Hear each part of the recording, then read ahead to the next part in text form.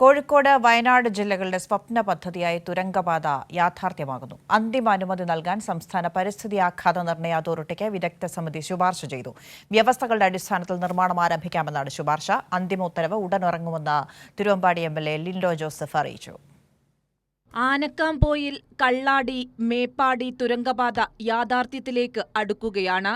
മറിപ്പുഴയിൽ നിന്ന് മീനാക്ഷി ബ്രിഡ്ജിലേക്ക് 8.173 കിലോമീറ്റർ ദൂരം, 2134 കോടി രൂപ നിർമ്മാണ ചെലവ്. പരിസ്ഥിതി ലോല പ്രദേശമായതിനാൽ ഉചിതമായ സുരക്ഷാ മുൻകരുതലുകൾ സ്വീകരിച്ചാകും നിർമ്മാണം. ഇതാണ് ശുപാർശയുടെ കാതൽ. മണ്ണിടിച്ചിൽ സാധ്യതയുള്ള സ്ഥലങ്ങളിൽ സൂക്ഷ്മ സ്കെയിൽ മാപ്പിംഗ് തുടർച്ചയായി നടത്തുകയും നിരീക്ഷിക്കുകയും ചെയ്യും. സംസ്ഥാന പരിസ്ഥിതി ആഘാത നിർണയ അതോറിറ്റിക്ക് വിദഗ്ധ സമിതി ശുപാർശ ചെയ്തതോടെ നിർമ്മാണ പ്രവർത്തനങ്ങളിലേക്ക് കടക്കാമെന്ന് എംഎൽഎ ലിൻഡോ ജോസഫ് വ്യക്തമാക്കി.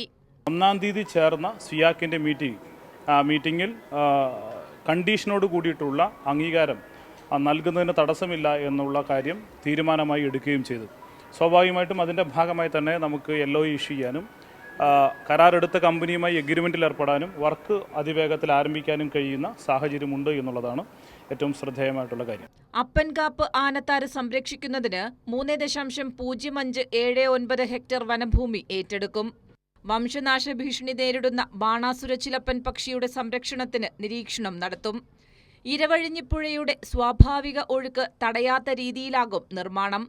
ടണലിന്റെ ഉള്ളിലെ വായുവിന്റെ ഗുണനിലവാരം തുടർച്ചയായി നിരീക്ഷിക്കണമെന്ന നിബന്ധനയും സമിതി മുന്നോട്ട് വച്ചിട്ടുണ്ട്. തുരങ്കപാതയുടെ അന്തിമ അനുമതി ഉത്തരവ് ഉടൻ ഇറങ്ങും. കൈരളി ന്യൂസ്, തിരുവനന്തപുരം.